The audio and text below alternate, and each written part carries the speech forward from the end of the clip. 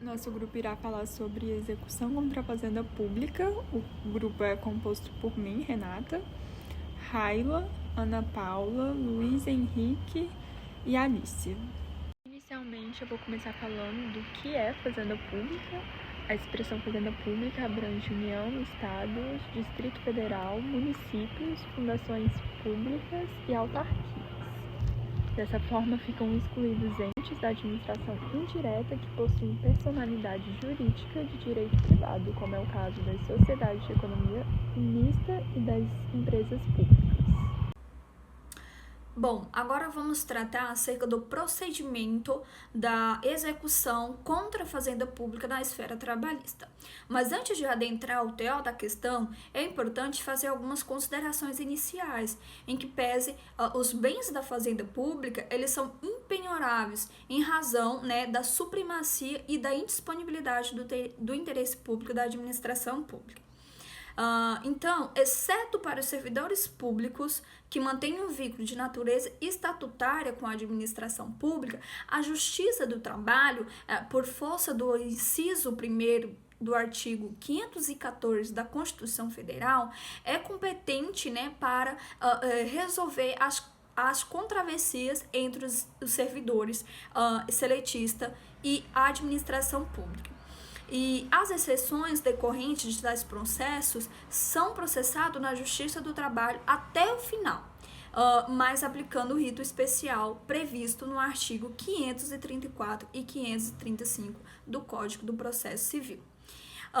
Então, dessa forma, o CPC de 2015 disciplina tanto o cumprimento de sentença em face da fazenda pública, nos artigos que eu já citei, o 534 e 535, quando a execução por título executivo extrajudicial em face da fazenda pública é pelo artigo 910 também do CPC. Então, é de se registrar que um novo inciso do inciso 1º do artigo 114 da Constituição Federal, vem prevendo essa competência da Justiça do Trabalho para ações oriundas dessa relação de trabalho entre a administração pública e os servidores investidos em cargos públicos chamados estatutários. Pois bem, é importante que nós, como estudantes, venhamos a analisar esses artigos, o artigo 534, 535, 910 do CPC, para realmente saber o que dispõe cada um desses artigos. Agora, passando mesmo para a fase do procedimento, é interessante agora a gente ressaltar que nessa fase do procedimento, a Justiça do Trabalho, em se tratando do título executivo judicial, o processo em face da fazenda pública se processa pelo regime da CLT, até a fixação do valor, aplicando-se o procedimento do artigo 879 da CLT. Uma vez homologados os cálculos, seguirá a execução pelo rito especial, aplicando-se os artigos 534 e 535 do CPC. Então, veja bem, nesse caso, a Justiça do Trabalho, se tratando desse título executivo judicial, ele vai se processar em face da fazenda pública pela CLT, até a fixação do valor devido, pelo procedimento do artigo 879 da CLT.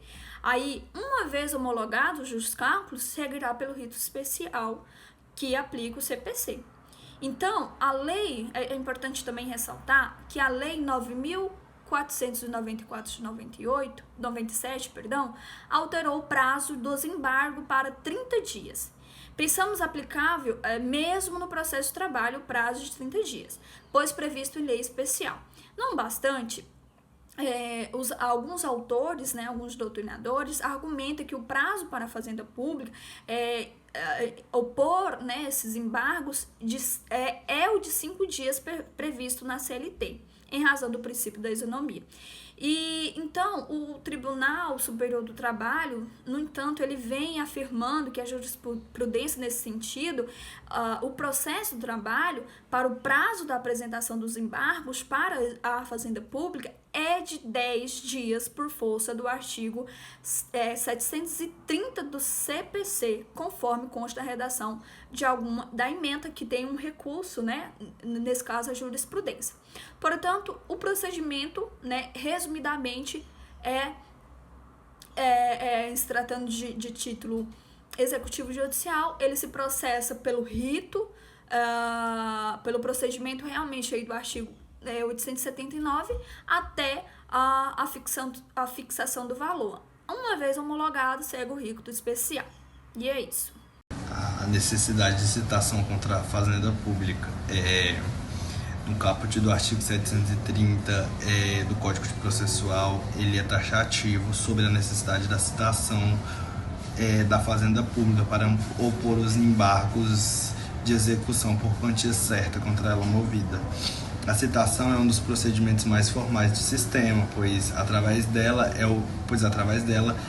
é o meio que você chama o réu para se defender. Quando você suprime esse direito de realizar ou realiza ele de modo incorreto, não prescrito em lei, induz na declaração da nulidade, porque está cerceando o direito à defesa. Nesse sentido, o ministro Demócrito Reinaldo abriu aspas e fala as seguintes palavras: processo civil, liquidação de sentença e execução contra a Fazenda Pública, citação para opor embargos, imprescindibilidade, expedição sem provocações da parte, princípio da ação, liquidação por cálculo de contador e reexame necessário de descabimento precedentes. Portanto, a teor que preceitua o artigo 730 do Código Processual Civil, é imprescindível a citação da Fazenda Pública para opor os embargos de execução, que não pode ser iniciada sem a provocação da parte, pois no direito processual pátrio vige um princípio dispositivo cristalizado no aforismo e o dex ex officio. Assim, fica inválida a expedição de ofício requisitório sem a prévia citação da Fazenda Pública para opor os embargos, que deve ser feita na pessoa de quem tem competência para recebê-lo. No caso de São Paulo, é o Procurador-Geral do Estado, através de uma lei orgânica da Procuradoria-Geral do Estado de São Paulo, claro. Seguindo, agora eu vou falar sobre a execução provisória contra a Fazenda Pública e se é possível ou não. Então, inicialmente, cumpre destacar o artigo 587 e o artigo 588 do CPC, que preceituam sobre execução provisória. A execução provisória é uma exceção à regra e tem como finalidade garantir a penhora de bens para o cumprimento da sentença pendente no recurso. A execução contra a Fazenda Pública não há risco de não ser alcançada a tutela jurisdicional, porque o ente público é necessariamente solvente e, após o trânsito em julgado, o pagamento se dá por meio de precatórios. Diante disso, o Estado tem a finalidade de assegurar o cumprimento da sentença em caso de se tornar definitivo e inócuo, antes das garantias constitucionais asseguradas ao cumprimento do ofício requisitório.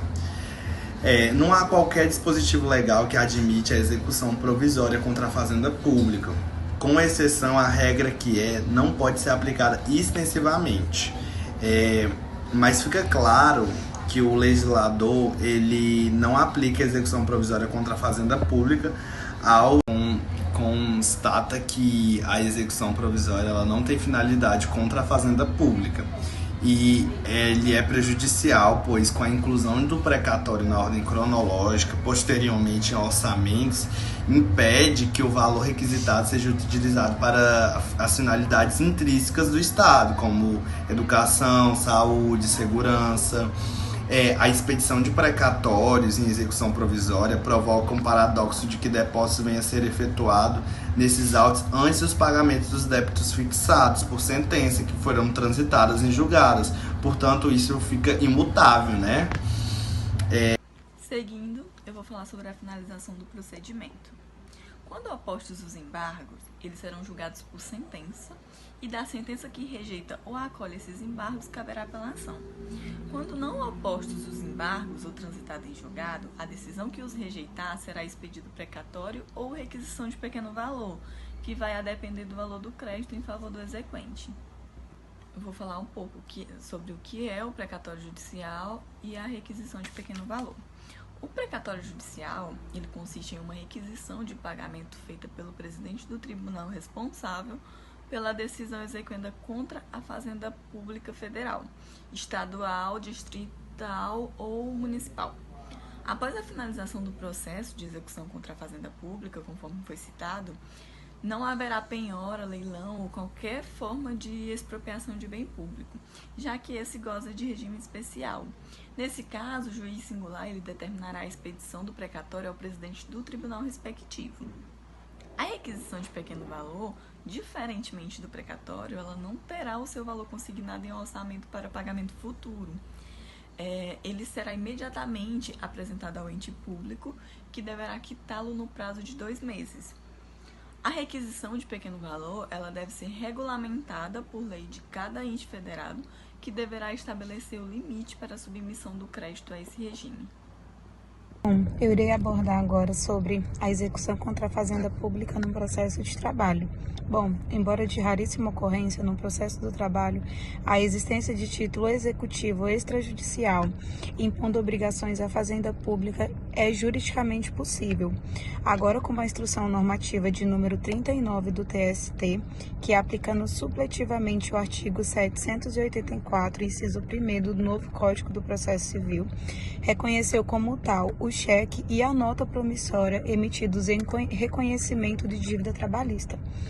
Em resumo, entendemos que no processo do trabalho passaram a existir 2 modalidades, visando dar concretitude ao título executivo.